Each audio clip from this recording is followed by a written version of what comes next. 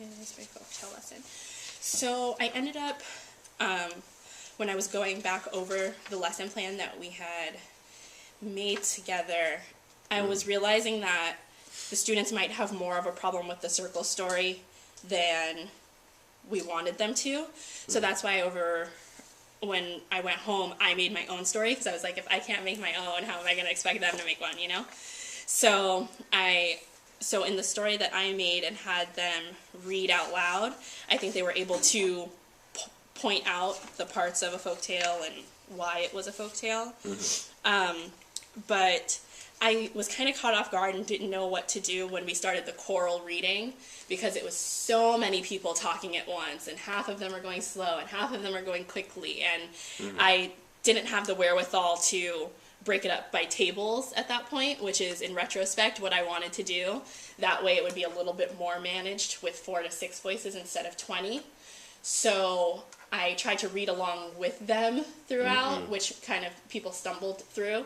And then at the end, I wanted to say the ending to make sure that everybody understood what was going on. So that part didn't go according to plan.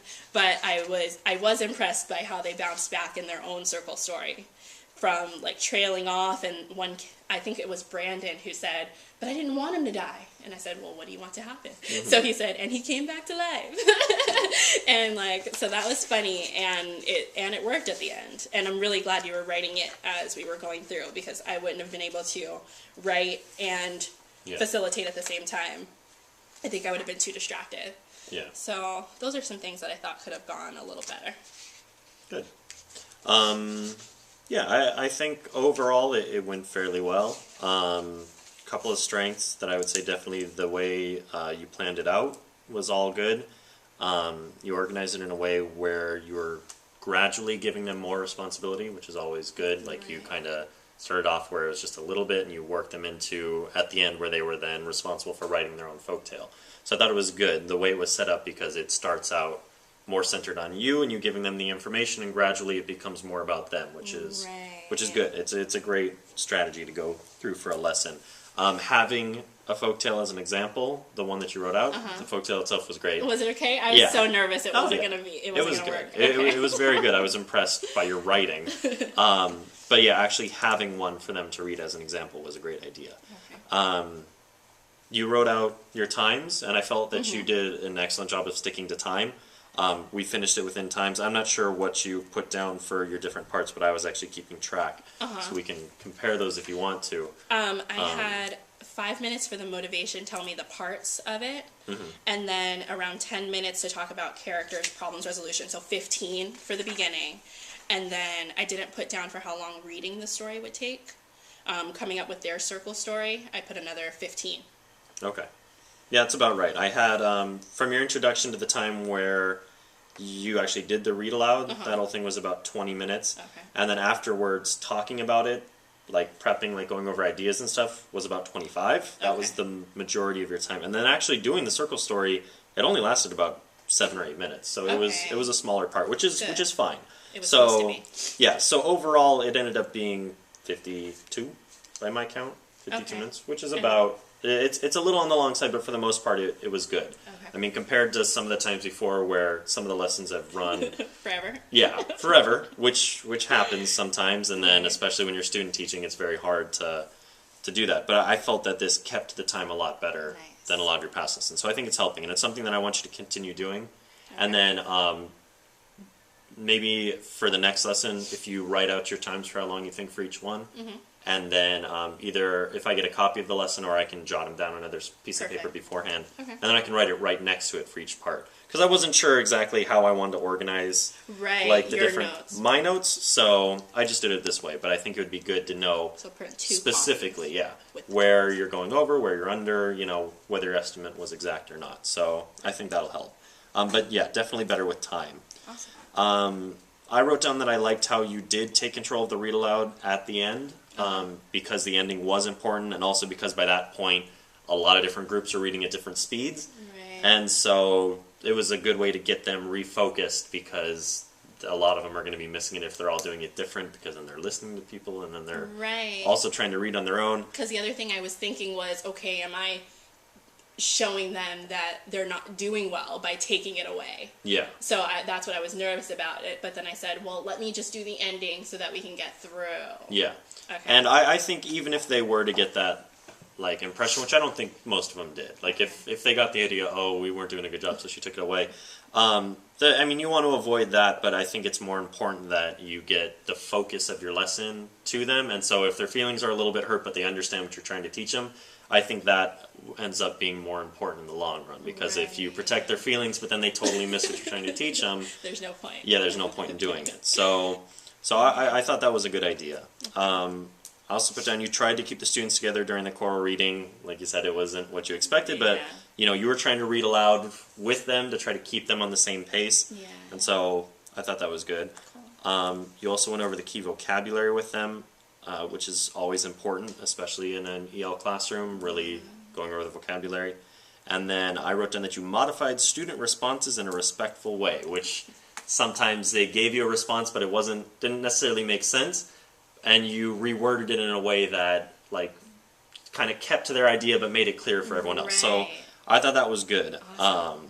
You like I've said before, you want to try to avoid having to ever repeat what they say because they're supposed to be listening to each other and everything like that. But sometimes you need to say, okay, you kind of got the idea. This is what Brandon's saying because if I don't say something, no one else is going to understand what he said. So I thought you did it in a good way. Nice. Things to work on.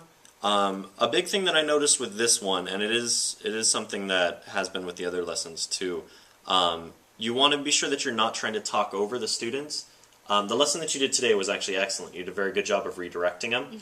Mm-hmm. This past lesson, what I noticed a lot, KJ, Omar, Rodney, like the usual ones, were having their side conversations, and you were trying to just talk over them rather than stopping it. And the problem with that is twofold. Is number one, they're going to start assuming, oh, I can just talk, and it's there's not going to be any problem with it. Right. And number two, it's taking the authority away from. Well, actually, that's the same thing. It's taking the authority away from you, because if you're just going to try to talk over them, they're going to assume we can talk, and nothing's going to happen. So it's taking away your authority in that, and then also they're going to be distracting other students, and then they're not going to be getting it, and then the students around them are going to be missing the points too. Right. So just be sure that you're redirecting it. Try not to talk over them, and don't let them force you to be quiet. Like there were a couple times where they were calling out when you were in the middle of a sentence, and then they called something out, and you stopped and let them finish. And it's hard, especially for adults, because we know, if someone's talking, you're going to be polite, you're going to let them finish. But they don't know that, and so sometimes you need to be like, I'm going to interrupt you. I'm sorry I'm going to interrupt you, but you're interrupting me. You need to let me finish, and if you have something to say, you need to raise your hand. Because if you let them call out and stop you, once again, it's like you're saying, okay, if you guys need to talk, you can talk whenever, and I'll just stop what I'm doing. It's fuel to the fire. Yes. So just be sure that you're, don't let them force you to be quiet. Remember that you're in charge of it, and they need to be following your expectations. Right. And so you want to be respectful to them, but they're not going to get that respect unless they are giving it to you first. So just like what you were telling me, when I was considering their point of view and kind of changing my directions if they said something that sounded logical to me, you said that I should acknowledge what they're saying as being logical, but we're going to do what I said. But you want to keep it to what you're doing. Because, if you let them steer it, like, even if they have good intentions with what they're doing, there's a very good chance that it's going to get steered off where you want it to go. And KJ especially, because he makes connections and he likes to talk about other things. But if you focus on that, then it begins to turn away from where you're trying to get them to go. Right. And some of the kids will be able to turn back when you turn it back, and some of the kids will still be stuck, on that other thing. So just be careful with that. Also be sure that your directions are clear. I think a lot of the students got a little bit confused on what the circle story was. And that might have been my part. I'm not sure. I thought they knew because they've done it before. Yeah, I've done it before, but I haven't done it with them before. And so that might have been my fault, because I didn't necessarily make that clear. Because a lot of them were like, what's going on? And so that part of that is on me. So if I gave you the impression they knew, my mistake. But yeah, you want to be sure that it's clear. And so they kind of missed it. And so I'll take part of the fault for that. That's so silly. Okay. Yeah. Small thing, and I'm just saying this because my master teachers always said it to me. And when they said it to me, I'm like, that's stupid. But I'm going to say it to you because they said it to me. be careful that when you're asking questions, you're not using the word me. Because a lot of times when you ask questions, you say, who can tell me what it is? And I'm going to say the same thing my master teachers told me, which I didn't like hearing at the time, but now that I think about it, it's probably good. It singles it down to, it's just me, it only matters to me, and now it becomes a one-on-one conversation. Right. Instead of, who can tell us what it is? And then it's, we all need to be listening, we should all be paying attention because this is something for us. Right. It's not just the teacher wants to hear an answer, this is something that we all need to be paying attention to. Okay. So who can tell the class, who can tell us, who can explain to the class why this is, and you want to try to, I mean, anytime you're asking a question, it's to assess them, and it is for you, but it's also for them. So you want to try to always lead your questions to the point where it's like, who can tell everyone else? And so you're directing it towards the class, and everyone is responsible for listening to it because it's now for them, it's not just for me. Nice. So that's one of those things, and it's something I still work on, but I want you to know it too, because even if I have problems with it, you need to know it too. So I don't think I would have been aware of that. Yeah, and it's one of those things I wasn't aware of when they told me the first time, and I was like, that's stupid.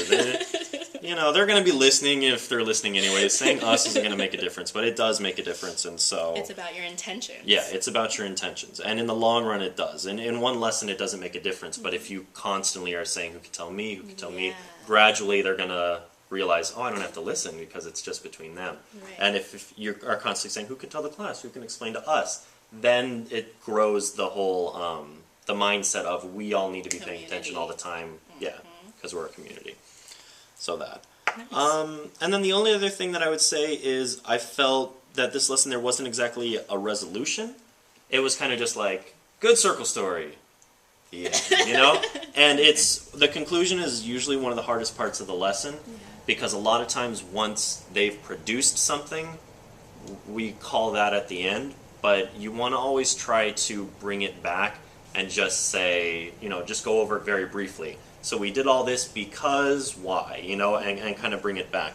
It's something that I need to work on a lot for math, because math, it's like, do your work, now we're done. But even in math, you want to try to bring it back and be like, all right, so remember, we're doing, because that one's more concrete. Anytime you have, you're keeping track of stuff, you can use a pie chart or whatever, and you want to try to bring it back. But it's especially important, I feel, in language arts stuff, because it is more abstract concepts. So they created a circle story, but you want to bring it back to, now, the reason we did this story is because this is an example of a folktale. We know it's a folktale because in our story we included these elements. Right.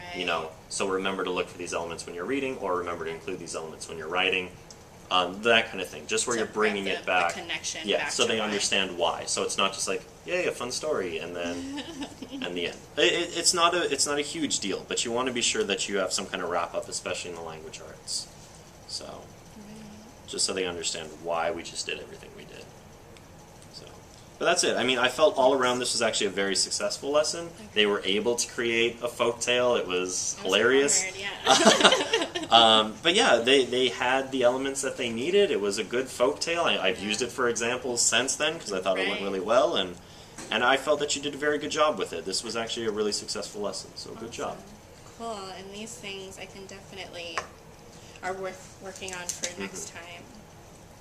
Yeah, I like that. Cool.